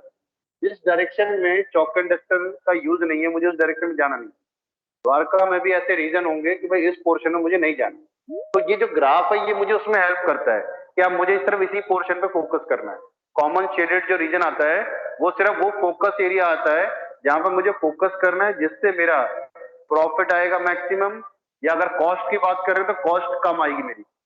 बिजनेसमैन ये चाहता है कि कोई भी प्रोडक्शन, उसकी प्रोडक्शन की कॉस्ट कम आए और प्रॉफिट जो उसे मैक्सिमम हो। तो कॉस्ट को मिनिमम करवाएगा और प्रॉफिट को मैक्सिमम करवाएगा। ये इनके क्वेश्चंस होते हैं प्रोडक्शन में, जो फाइनेंस के जो एमबीए वगैरह जाते हैं उनसे जो इनका काम लेना होता है वो ये चीजें होती है। ठीक है, चलो अब हम इस एक्चुअल क्वेश्चन पे आते हैं बेटा। ये क्वेश्चन में बेसिक्स वही है जो हमने बताए थे पहले। इसकी इक्वेशंस लेंगे, ठीक है ना, बॉक्स बनाएंगे। तो पहले मैंने इसको इक्वेशन लिया बेटा, 3x + 4y = 60। इसका फटाफट से एक बॉक्स बना देंगे, बहुत कम टाइम लेता है ये।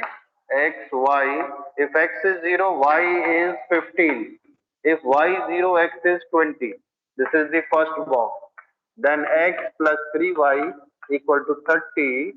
then इसका बॉक्स हो गया बेटा, this is 30।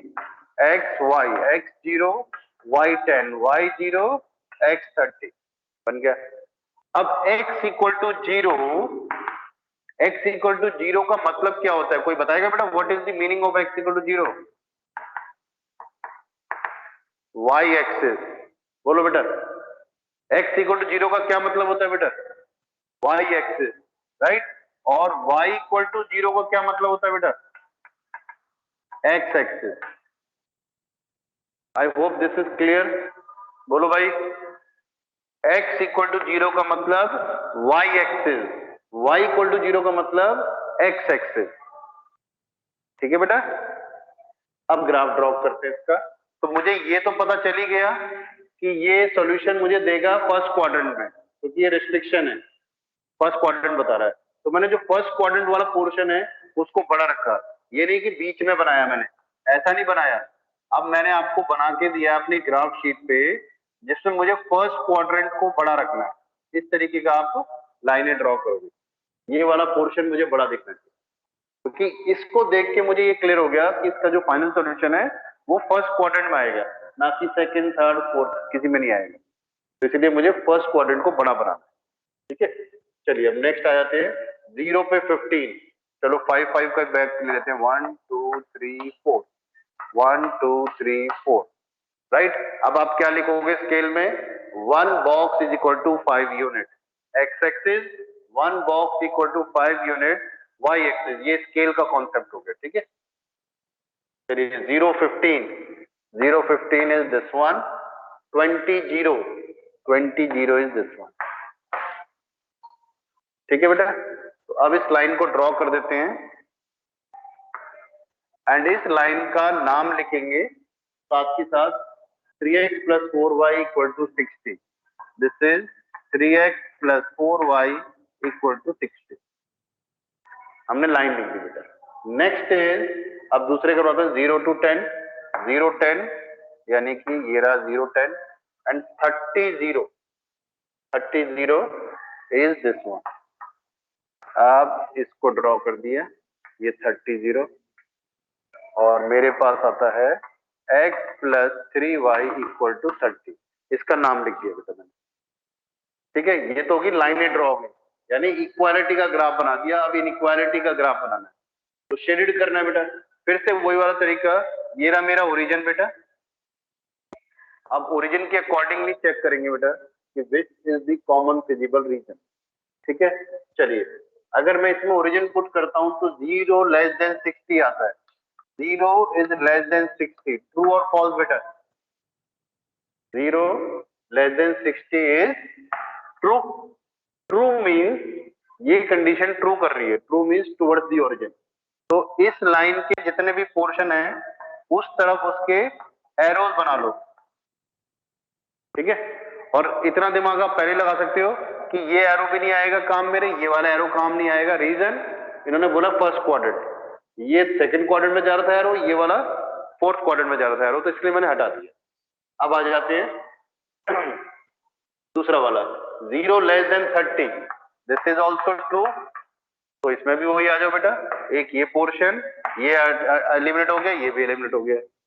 अब आप देखो इन दोनों में कॉमन कौन सा आएगा, कॉमन वाला पोर्शन बताना है आपको। जो कॉमन आएगा वो ये है, इसका एरो भी इस साइड आ रहा है बेटा और इसका भी इधर आ रहा है, इसका उल्टा नहीं आ रहा, तो ये वाला पोर्शन तो हो नहीं सकता। इसका एरो इधर आ रहा है तो वो इधर भी मीट करेगा, तो this is my common shaded reason, ये वाला पोर्शन मेरा कॉमन, ठीक है। बोलो बेटा ये क्लियर है नहीं क्लियर है, बताओ बेटा। ये बेसिकली इंपॉर्टेंट है अब आपका 11th के पॉइंट ऑफ व्यू से, बिकॉज ये 12th का पहला क्वेश्चन है, टॉपिक और फर्स्ट क्वेश्चन इस टाइप का होगा 12th का। बोलो बेटा, यहाँ पे कोई डाउट हो तो बताओ, मेरा तरफ ये मतलब यहाँ पे क्वेश्चन खत्म हो गया, ये फाइनल आंसर है इसका, शेडेड रीजन। और कोई पॉइंट आ रहा है? इनमें से सिर्फ 2 मैच करे तो सर टोटल 3 इनइक्वालिटीज में या 4 इनइक्वालिटीज में ओनली 2 के कॉमन पॉइंट्स हो तो फिर नो सॉल्यूशन होगी या वो कॉमन रीजन होगा? देखो मैम, देखो बेटा, अगर आपके पास ये तो आपका क्वाड्रेंट बता रहा है, ठीक है ना, और ये बता रहा है, अगर मैं इसका एरो बनाऊंगा तो वो ये कह रहा है कि इधर चलो और इधर चलो, तो सबका कॉमन आता है। देखो जब 2 लाइन है उसके अपोजिट अपोजिट आ रहे हैं बेटा तो नो सोल्यूशन। 3 लाइन है और तीनों के अपोजिट डायरेक्शन में आ रहा है, कोई कॉमन नहीं आ रहा, तब भी नो सोल्यूशन। जब कॉमन सोल्यूशन की बात करते हैं तो तीनों के एरोज यानी सबके कॉमन शेडेड एक होगा तब है। आपका क्वेश्चन था कि अगर 2 का मिल रहा हो 3 का नहीं आ रहा हो तीसरे का, तब भी वो नो सोल्यूशन में काउंट होगा, क्योंकि वो एक्चुअल में एक टाइम पे 2 इक्वेशन को वेरीफाई कर रहा है। और जबकि मेरे सोल्यूशन सेट का मतलब है एक ही टाइम पे तीनों सिचुएशन को, यहाँ पे 2 सिचुएशन है तो दोनों को वेरीफाई करेगा ये वाला पोर्शन। अगर तीसरी इनइक्वालिटी होती, वो बता रहा है ग्राफ यहाँ बनेगा, तो ये सोल्यूशन, इसका आंसर नो सोल्यूशन हो जाएगा उसके, ठीक है। हाँ जी बेटा, ठीक है बेटा, बोलो। Okay sir. Yes sir. अब ये जो टॉपिक है उसका बेसिक कॉन्सेप्ट यही है बेटा। अब आप खुद देखो, पूरी एक्सरसाइज से आपको प्रैक्टिस करनी, ये क्वेश्चन सारे, अगर आपको 12th में बेस सही से लेके जाना है तो आपका जब भी रेगुलर स्कूल होता है बेटा, इस 6.3 एक्सरसाइज में इनिशियली आप 3 या 4 ग्राफ लाके मुझे दिखाओगे, पहले ग्राफ शीट में बना के लाओगे बेटा, क्योंकि मैं आपकी गलतियां बताऊंगा ग्राफ में क्या गलतियां करते हो आप, बिकॉज 12th में ये 4 मार्क्स और 6 मार्क्स में क्वेश्चन आता है, और 100 में से आपको बता रहा हूं बेटा, मोर देन 85% बच्चे होते हैं जिनको क्वेश्चन पूरा आता है लेकिन ग्राफ में इतनी गलतियां करते हैं, उनको पूरे 6 नंबर या 4 नंबर पूरे नहीं मिलते हैं बेटा उनको, ये मैं बता रहा हूं। तो बहुत रेयर बच्चे होते हैं जो ग्राफ का काम बिल्कुल नीट एंड क्लीन और कोई कमी नहीं छोड़ते जिससे उनके नंबर काटे जाए, वरना 85 मोर देन 85% बच्चे इतनी कमियां छोड़ते हैं जिससे उनके नंबर कट होते हैं, ठीक है। तो आपको सजेशन है, when ever the school will reopen ना बेटा, तो show me at least 3 or 4 graph, different questions of this exercise, so that I can suggest you your point out your mistakes, we can rectify, ठीक है बेटा, बोलो करोगे? Graph sheet सबको available हो जाती है, ग्राफ कॉपी ले लेना और उसके अंदर उसको करके देखना।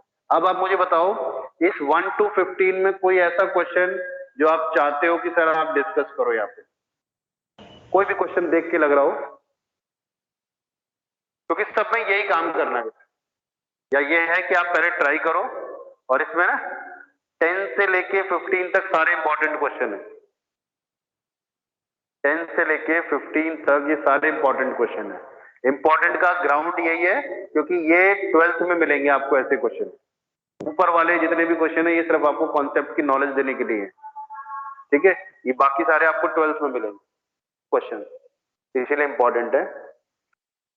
बताओ, अगर आपको क्लियर है तो ठीक है, नहीं तो फिर मैं कुछ क्वेश्चन मिसलेनियस के भी ले लेता हूँ, तो दैट ये कंप्लीट हो जाएगा टॉपिक। फिर आप करो, डाउट पूछे। नेक्स्ट क्लास हम पूरी डाउट की रखेंगे, उसमें जो भी डाउट है, कोई क्वेश्चन आप चाहते हो सर यहाँ पे करो डिस्कस, तो वो डिस्कस यहाँ करेंगे। ठीक है, बताओ भाई 6.3 में कोई question you want the solution on the board? Sir next class आप ट्रिग्नोमेट्री के डाउट्स क्लियर रख लो। ठीक है बेटा, ठीक है। आपने वर्कशीट सॉल्व किए बेटा? Yes sir. सर 2-3 क्वेश्चंस रहते हैं, बाकी सारे कर लिए। बहुत बढ़िया। और बच्चे भी बेटा ध्यान रखना, नेक्स्ट क्लास अगर आप कहते हो नेक्स्ट क्लास नहीं तो मैं आपको और टाइम देता हूँ, मंडे को रख लो डाउट क्लास के ट्रिको की। Yes sir. मंडे को मैं क्या है कि मैं खुद भी तब तक कुछ और अच्छे क्वेश्चन आपको सेंड कर दूंगा। पहले मेरा सेंड करने का लॉजिक बेटा पता है क्या है, मैं आपको ना उसके वो जो लॉजिकल वाले क्वेश्चन होते हैं ट्रिगो के, जिसमें दिमाग लगता है, यानी ये नहीं कि फॉर्मूला बेस है, आपकी ब्रेन की लॉजिक लगती है, मैं वो क्वेश्चन देना चाहता हूँ। वो एनसीईआरटी में नहीं है बेटा, ठीक है? तो वो मैं बाहर से क्वेश्चन ढूंढ के 5-7 और किसी की ट्रिक मैं आपको एक्सप्लेन कर पाऊं तो उस ट्रिक तक भी पहुंचेंगे फिर हम, ठीक है? क्योंकि कंपटीशन में जेई में उस टाइप के क्वेश्चन आते हैं, और कल को आप कभी किसी गवर्नमेंट जॉब की तैयारी करोगे तो उस टाइप के क्वेश्चन उसमें पूछे जाते हैं। तो मेरा बस वो था कि कभी जैसे भी मौका मिलेगा तो नेक्स्ट क्लास में वो वाले क्वेश्चन आपसे डिस्कस करूंगा, ठीक है? चलो मिसलेनियस ले लो बेटा, कुछ क्वेश्चन मिसलेनियस के बोलो भाई, बोलो बेटा। yes, या sir. कोई क्वेश्चन आप 6.3 में और चाहते हो तो बताओ। Sir question 11। क्वेश्चन नंबर 11 ले लेता हूँ, ठीक। 6.3 क्वेश्चन नंबर 11।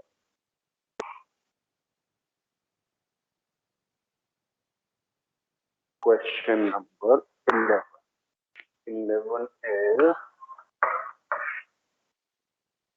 11 है 2x plus y greater than equal to 4. 2x plus y greater than equal to 4. Next is x plus y less than equal to 3.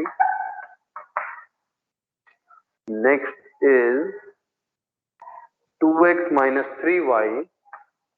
2x minus 3y less than equal to 6. ठीक है बेटा, same बेटा। पहले हम इसको consider करेंगे equation 2x plus y equal to 4। इसका table draw किया, एक्स वाई, एक्स 0 पे y 4, y 0 पे x 2। नेक्स्ट आ जाओ बेटा, this is x plus y equal to 3। इसका टेबल हो गया x y, x 0 y 3, y 0 x 3। Next आ गया बेटा 2x minus 3y equal to 6, x y। Now when x is 0, x 0 पे y आता है बेटा -2, when y is 0 x आता है आपका 3। तो ये मेरे पास सारे पॉइंट्स आ गए बेटा। अब मेरे पास इसमें यहाँ पे इन्होंने ऐसा कोई हिंट नहीं दिया कि जिससे आंसर आपका फर्स्ट क्वाड्रेंट में आएगा, इसलिए मुझे प्रॉपर बनाना पड़ेगा। ये मैंने प्रॉपर डायग्राम यानी बीच में सेंटर में बनाया। अब आपके पास पॉइंट y के में मैक्सिमम 4 तक है और नेगेटिव भी है। चलो 1 2 3 4 5 6, 1 2 3 4 5 6, 1 2 3 4 5 6, 1 2 3 4 5 6। ये पॉइंट्स मैंने ड्रॉ कर दिए। इस पे पहला पॉइंट आ जाता है 0 4, 0 4 एंड 2 0।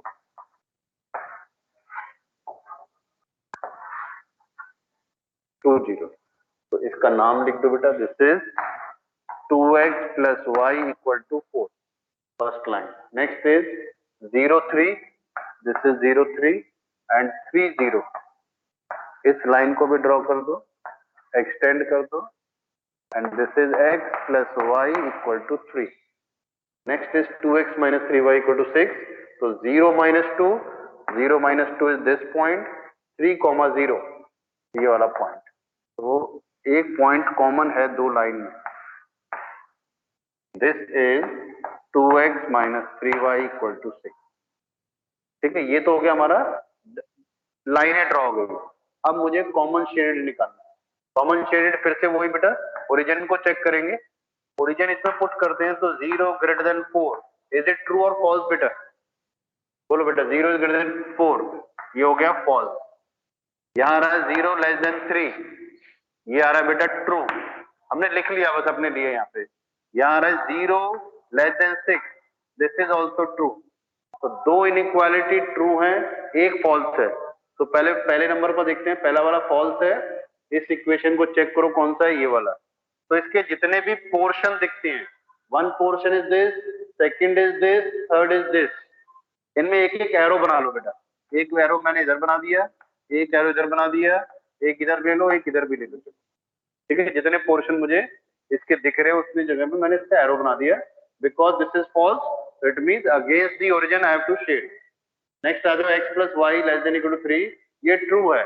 ट्रू का मतलब टुवर्ड्स द ओरिजिन, तो इसके इस तरफ ओरिजिन है, इसके भी इस तरफ ओरिजिन है, इस तरफ ओरिजिन है, इस साइड में, ठीक है। नेक्स्ट आ जाओ, this is also true, true means towards the origin, and ये वो लाइन, इसके ओरिजिन इस साइड में है, एक पोर्शन ये हो गया, एक पोर्शन ये हो गया, एक ये हो गया बेटा, एक ये हो गया।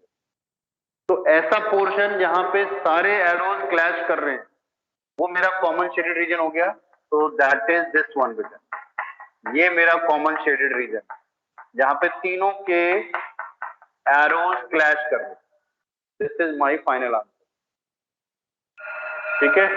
अब बताओ कोई डाउट है तो, कोई भी डाउट आ रहा है?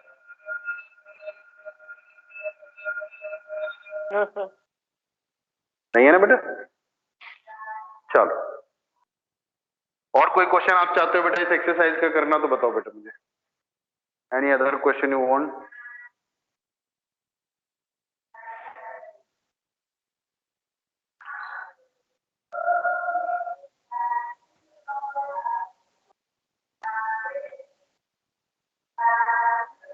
चलो बेटा फिर आगे चलते हैं फिर, है ना। देखो कितना टाइम है अभी, एक दो क्वेश्चन मिसलेनियस के ले लेते हैं, ठीक है। फिर आपको प्रैक्टिस करने वाला काम हो जाएगा। ये मिसलेनियस एक्सरसाइज ले रहा हूं बेटा मैं, और इसमें बोला है solve the inequalities from 1 to 6। तो 1 to 6 में पहली जो हमारी एक्सरसाइज थी उसमें इस टाइप की इनइक्वालिटीज नहीं थी। तो मिसलेनियस में जब ऐसे क्वेश्चन होंगे तो कैसे सॉल्व करेंगे, देखो तो ध्यान से। मैं एक अपनी तरफ से पहले एग्जांपल, चलो पहले ही क्वेश्चन लेते हैं। क्वेश्चन नंबर 1 मिसलेनियस का, question number 1, this is 2 less than equal to 3x minus 4 less than equal to 5। This is the question बेटा। सॉल्व करने का मतलब है मुझे x बीच में रखना है, बीच में x लाना है उसके अलावा। तो देखो क्या तरीका है बेटा, मुझे बीच में x रखना है, इसका मतलब -4 हटाना है और 3 भी हटाना है। तो -4 हटाने के लिए मुझे पूरी इनइक्वालिटी में +4 करना है। 2 + 4, right here 3x - 4 + 4, then right here 5 + 4। हमने कांस्टेंट नंबर से ऐड किया है पूरी इनइक्वालिटी में, it mean inequality symbol remain same. तो ये तो हो गया मेरा फर्स्ट स्टेप, ये कैंसिल। आप इसको 3x लेस देन 4 + 2 6 होता है, और ये 9 हो गया। अब मुझे यहां से 3 एलिमिनेट करना है, तो 3 से डिवाइड करना है। तो 3 से डिवाइड करते हैं, divide by any positive number, again symbol remain same बेटा। तो सिंप्लीफाई करो, 2 less than x less than equal to 3। This is my answer, this is my answer. और sometime you find answer in this format also, x belongs to close interval 2 to 3, because इधर भी equal to का sign है, इधर भी equal to का sign है, तो इसलिए हम इसको क्लोज ब्रैकेट में लिखें। तो अगर इस टाइप का क्वेश्चन आता है तो आपको सेंटर में सिर्फ x रखना है, उसके लिए जो भी एलिमिनेशन आपको लगानी है वो अप्लाई करो। This is the final answer और दिस इज द, क्योंकि सॉल्व का है तो ना आपको इस फॉर्मेट में फाइनल आंसर जरूर देना है, ये ध्यान रखना। इफ इट इज सब्जेक्टिव, और अगर ऑब्जेक्टिव है तो जिसमें ऑप्शन है वो वाला आंसर आपको लेके आना है। वो अंडरस्टूड है आपको, ठीक है। चलो एक और क्वेश्चन ले रहा हूं मैं, and that question is 1 to 6 में कौन सा क्वेश्चन लूं बेटा, बताओ बताओ भाई, आप खुद बताओ जो आपको वेird सा लग रहा है।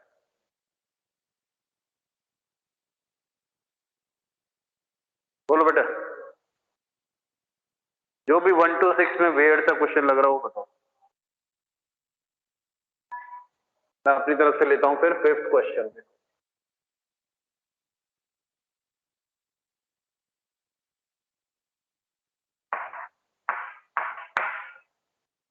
Question number 5 is -12 less than equal to 4 minus 3x upon -5 less than equal to 2। ठीक है, मुझे इसको सॉल्व करके बताएगा कोई कि क्या आएगा इसको सॉल्व करने पे? हाँ जी भाई, anyone who can solve this, what is the meaning of this?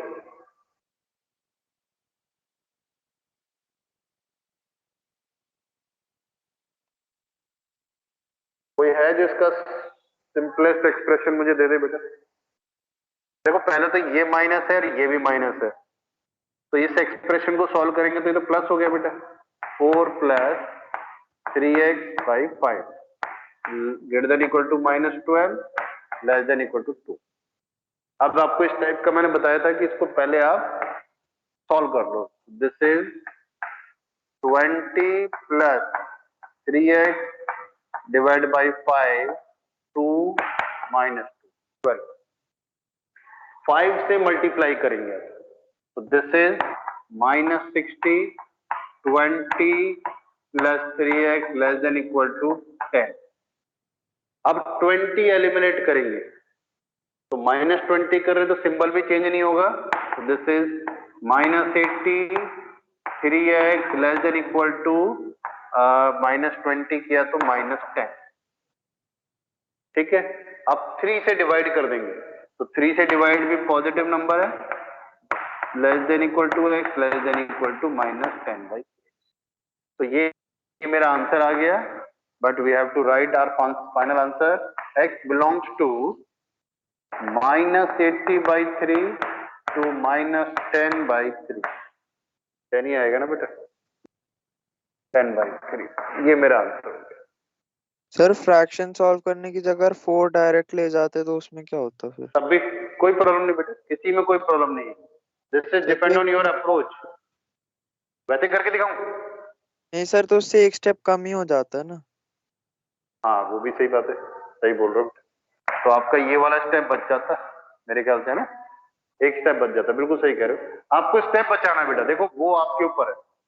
मैंने कहा ना कई बार क्या होता है कि आपके दिमाग में क्या आ रहा है, मेरे दिमाग में पहले ये आया तो मैंने उसी को फॉलो कर लिया। ठीक है, वो भी तरीका ठीक है आपका, बिल्कुल करेक्ट है। ठीक है बेटा, चलो मैंने ये लिया, तो आप आज की एक डेट पे इतना ही काम करते हैं, बहुत ज्यादा हो गया, सब भी थक गए होंगे आप लोग। मिसलेनियस के जितना भी आज मैंने कराया, मिसलेनियस के क्वेश्चन नंबर 6 तक कंप्लीट करके रखोगे, उसके आगे और आपके इस टॉपिक के डाउट नेक्स्ट क्लास में डिस्कस करते हैं। ठीक है बेटा, प्लीज रिप्लाई। Yes sir. ठीक है बेटा, ओके बेटा, now you can leave. Thank you sir. Thank you, sir. Thank you, sir. Welcome, bye बेटा, बाय।